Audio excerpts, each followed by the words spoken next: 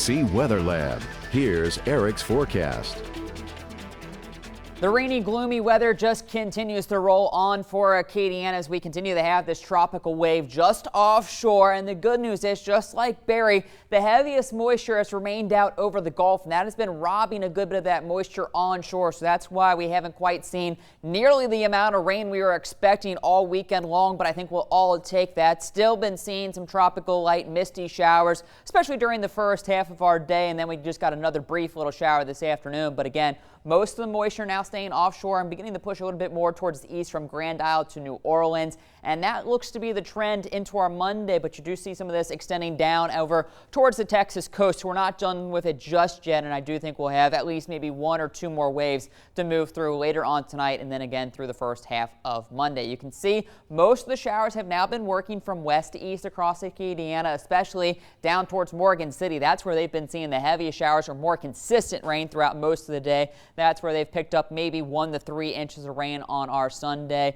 Not really getting any flooding reports because it's just kind of been a steady annoyance light rain for them down there in St. Mary Parish. We've had some showers back off to the west, but now beginning to see a few more of those pick up here in Lafayette Parish and now pushing over in the St. Martin, especially from Breaux Bridge to the Butte-La Rose area. They're seeing some of those more moderate, the heavier showers, but this is still moving off to the east at a good clip, so it should be pushing out of here. And I would say by 6 o'clock, most of this activity is then out over the basin, but we still do have a few very light hit or miss moderate showers back off to the west that extends down over into Acadia Parish just south of the Crowley and Rain area, down into Vermilion Parish, and this does extend over into Cameron Parish from Grand Chenier up to the Grand Lake area. Still seeing some decent showers, so we'll keep the chance for at least a hit or miss shower with us for the next couple hours, but eventually all this activity should begin to fade. As for the flash flood watch, that does continue because the ground continues to be very saturated from all the rain we've been receiving. So if you do get any of those heavier showers to maybe linger over top you, that could lead to some brief flash flooding. But right now, I think the threat looks to be very low. I think more or less from Baton Rouge to New Orleans where they could see some of the heavier showers. But just in case, though, you are keeping this up until tomorrow afternoon when that should eventually lift out of the area. So for the rest of tonight, like I said, just some light lingering showers with us, especially south of the interstate and over from Iberia into St. Mary Parish. That's where we could be waking up to some of those heavier showers first thing in the morning.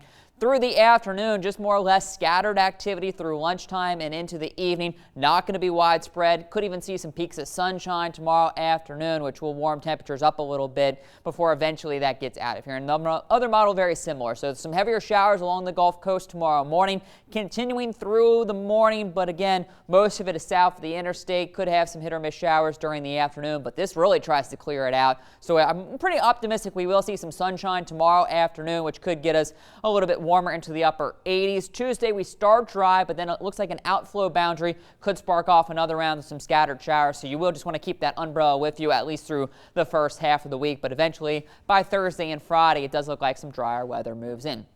In the tropics, still keeping an eye on this area of showers and thunderstorms off the east coast. Has a 70-80% chance of developing. If it does become something, potentially could become Aaron in the couple days. But the good news is it should remain off the east coast and no threat to land. Out in the bigger Atlantic, things continue to be relatively quiet in the Caribbean, but we do have this system. This is Tropical Storm Dorian starting to get a little bit more organized. It's beginning to close off a little bit. Winds now up to 50, some gusts to 65 miles per hour, but you can see a very tight, small system at that, so not expecting it to do a whole lot. Should continue to slowly strengthen as it heads towards the lesser interior islands where some tropical storm watches and warnings are already issued where they could see landfall by about Tuesday morning.